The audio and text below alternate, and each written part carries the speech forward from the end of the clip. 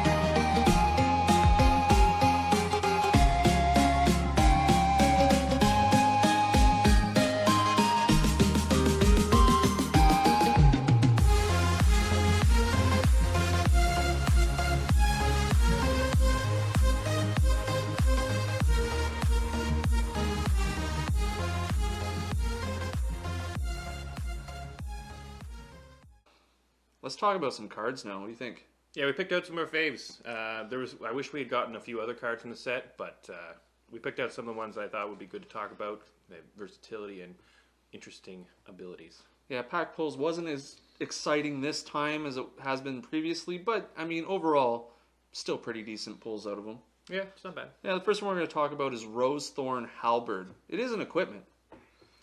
Oh, my favorite, equipment.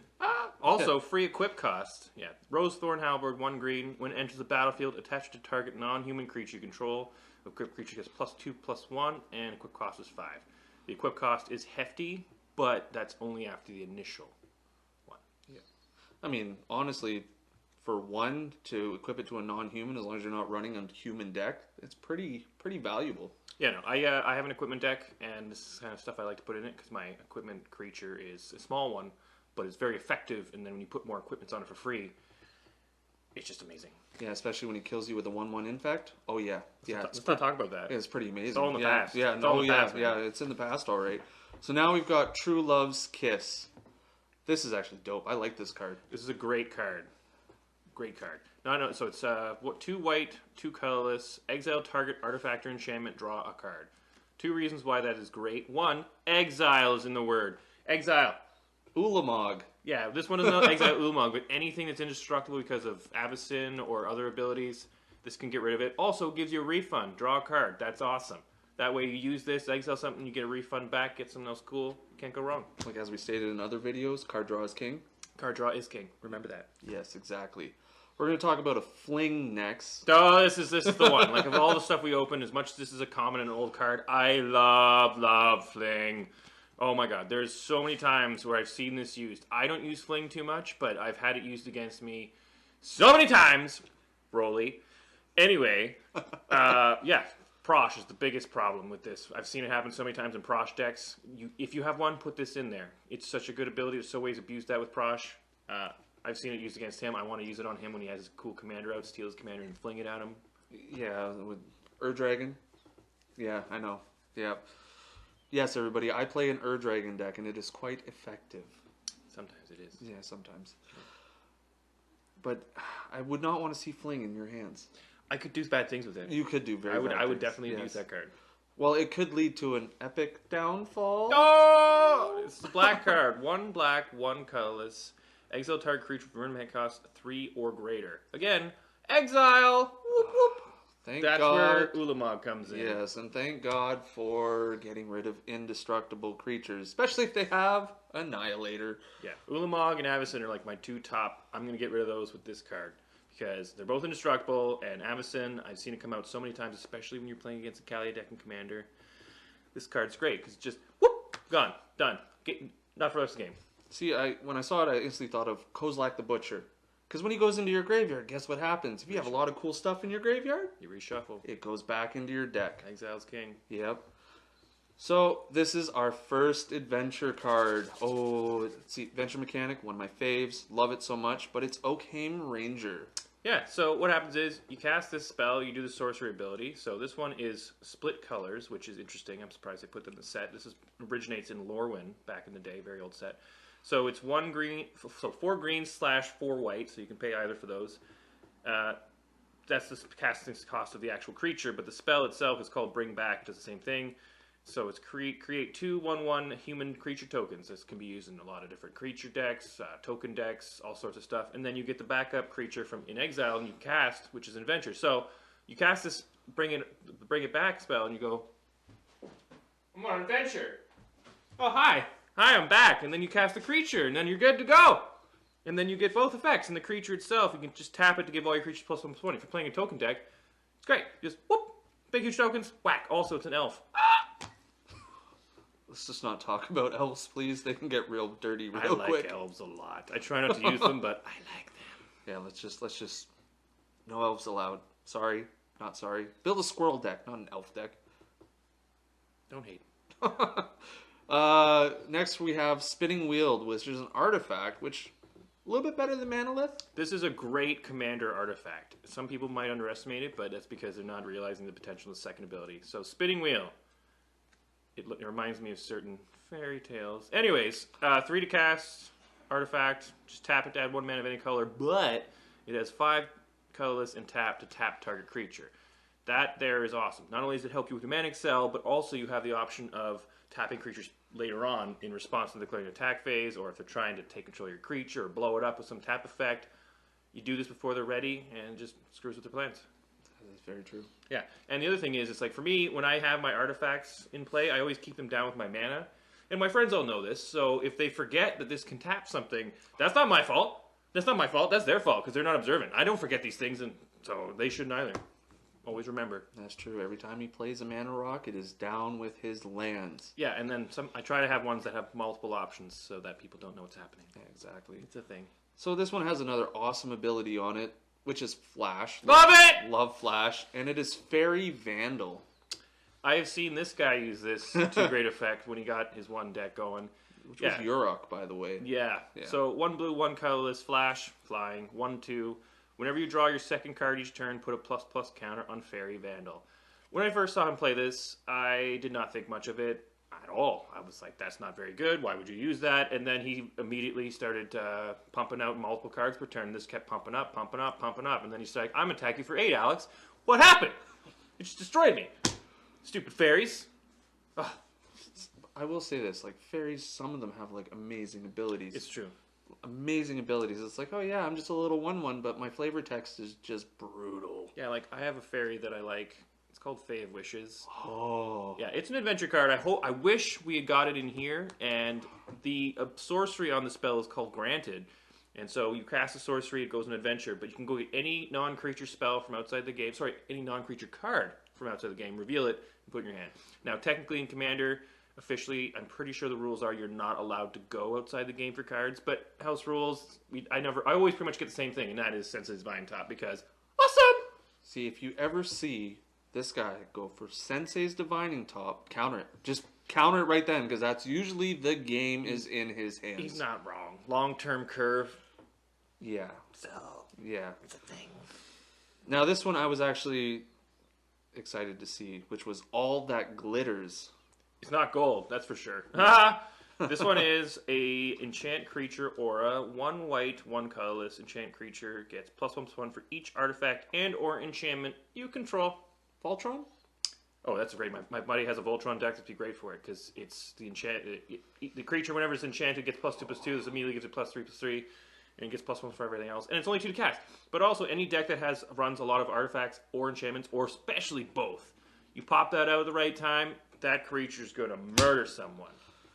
See, this is where my favorite little artifact creature of all time. Oh yeah, this on Gingerbread. Yes. If you know anything about Throne of Eldraine, you know what Gingerbread is. It's a gingerbread man that wants to kill you. And this helps a lot. Oh, does it ever? Yeah. So now we're going to talk about the Feasting Troll King. This card has an awesome flavor text. I think everybody's going to be kind of excited about it. I didn't even believe this card when we pulled it from the pack. I literally didn't know what to think myself. But anyway, Feasting Troll King. 4 green, 2 colorless. Troll, noble. How do you have a noble troll? Moving on. Vigilance, Trample, 7/6. When it enters the battlefield, you cast it from your hand, you create 3 food tokens. So the cast it from your hand is a very important mechanic because the second thing says, sacrifice 3 foods, return Feasting Troll King from your graveyard to the battlefield. Activate this ability only on your turn. So that's important to note. So when you cast this from your hand, you get the 3 food tokens, but when you use the 3 food tokens to get it back from your graveyard, you do not get them back again. But again, Troll Noble! What? Oh. But yeah, this card here, I would want to put this in my Goreclaw deck. Goreclaw is just a green creature. Anyways, he makes all big creatures you cast 2 less to cast. So this will just be 4 green. So good. I just thought of something actually really cool with that. Somebody's Cyclonic Rift overloads, bounces everything back to your hand. Yeah. You get to cast them again from your hand, make some more That tokens. is true. That is true. So guess what? Double the graveyard recursion. Troll Noble. That's Moving so on. stupid. Castle Arden Vale. This is a land which is a beautiful, beautiful land. I was happy to see this. Not only is the artwork amazing, it's a manland. Manlands are great. Yeah. So Castle Arden Vale comes into play tapped unless you control the plains. That is a great ability to have. Most tapped lands don't have that ability where it comes into play untapped with an option. So it just taps for 1 white, but you can pay 4 to tap it to create a 1/1 human creature token. That is amazing. This is just amazing. I must have misread the card before because I thought this was a man land. No, this is a land that creates men. Well, humans. It might be female or male, but humans. Yeah. But yeah, every turn you can use this. Seedborn Muse. Oh. Duh. Yeah. Get extra options. Chick, chick, chick. Human, human, human. Oh yeah. And again, this reminds me of Lord of the Rings. The artwork is so beautiful. But Gondor? Yeah, any lands that can produce tokens and come into play untapped under circumstances, amazing. Yeah, just think about it. Somebody's attacking you. You have 4 mana open, specifically in that colors. Oh, instant speed blocker? Yeah, and again, people forget most people, if they're not observant, they forget what you got going down with the lands. They're like, what do you got out? I don't know. I'll make a token. Like, what do you mean? They won't forget, though, once you use it against them. That is true. And not to mention, not a lot of Commander players, especially that I know of, play with land destruction. Yeah, always have 1. In every single deck, always have 1. Yeah. Not to blow everything up, but just certain lands like this, you blow them up. And you can't have a castle without an Oath-Sworn Knight. Yeah, this is a dirty knight, though, so I would not want him in my castle. But yes, Oathsworn Knight, great card. 2 black, 1 colorless. It's a 0/0. But enters the battlefield with 4++ counters on it. It must attack each turn if able. And if damage be dealt to it, remove, and it has a ++ counter, remove all that damage, remove a ++ counter from instead. That is a great card, especially in an aggro black deck. Any type of deck that has black and aggro, amazing. Deck with recursion, you can just use this until it's dead, bring it back. any type of doubling season. Yeah. Comes in with 8. Atraxa. Traxa, you can proliferate every turn. This thing will never die, essentially. That's dirty with Atraxa. Oh yeah, and we talked about Hot Soup last episode. It's a great card with this because 2 reasons: 1, it becomes unblockable. 2, Hot Soup is the one that if it's dealt damage, destroy it. This prevents all damage when it's dealt damage. It will never die as long as you have ++ counters on it. And if you have any way of getting more of them, it's gonna live forever. Yeah, so good. See, now that we're that was it for the pulls in the pack. But there's one card that I want to talk to you about. He really likes this card. I love this card because I can't get enough of the adventure mechanic. I use it in every deck that I've built so far. I have at least one adventure card. He loves the Beanstalk Giant. Oh, Beanstalk Giant. He's all over it. Yeah. We're back! Yeah, we are back. We just went on a little bit of an adventure. Yeah, we thought the Beanstalk Giants could use some company, and the end of our video got a little bit corrupted, so we thought we'd shoot it again. Yeah, that's true. And I want to bring to you another card from the adventure, because, well, adventures are great. Like I said before, my favorite mechanic now, other than Flash, of course. But the card I want to talk about is Hypnotic Sprite. This little fairy is he's beastie, though, because his instant ability is Mesmeric Gaze, which is counter target spell with converted mana cost 3 or less. Counters most counters. Dissipate, cancel. Void Shatter. Yeah. Not Dovin's Veto, though. That's on a counter of a counter. Exactly. Also, Sensitive Divine Top. It's gonna happen. It's gonna happen. He doesn't like it. So you wait for him to tutor, and then when he casts the top, that's when you counter it. Boop! Yeah. Don't counter the tutor. You counter the top when it comes in. Yeah. But and then you have to pay 2 blue to bring the little flying fairy, which is a 2/1, into play. Nice little blocker. Oh yeah. A little blocker. Just a little. Backup plans. Yeah, backup plans. Plus, if you can bounce back to your hand, you can use Mesmeric Glare again. Yeah, exactly.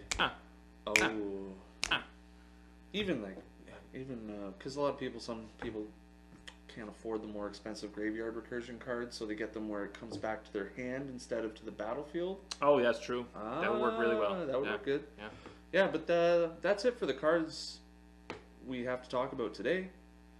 So until next time, you take care. Yeah, in the next week's video, I believe we're going to be going to Dominaria. Oh, that's right. We forgot about that. Dominaria is such a good set. So it's got so many good cards. I don't want to ruin it by talking about it, but I'm looking forward to it.